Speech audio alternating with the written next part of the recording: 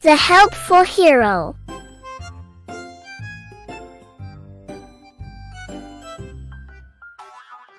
Once upon a time, there was a hero named Helper. Helper loved to help kids whenever they needed it.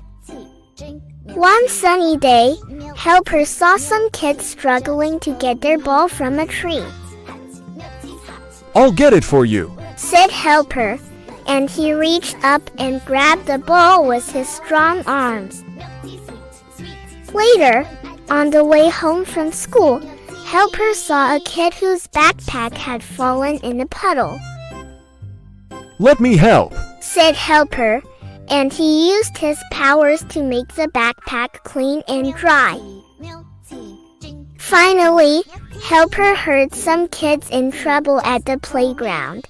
They were stuck on the jungle gym.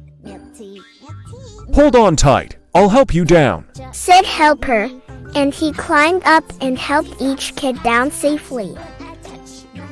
After helping the kids, Helper smiled and flew away. He knew that helping others was the best superpower of all.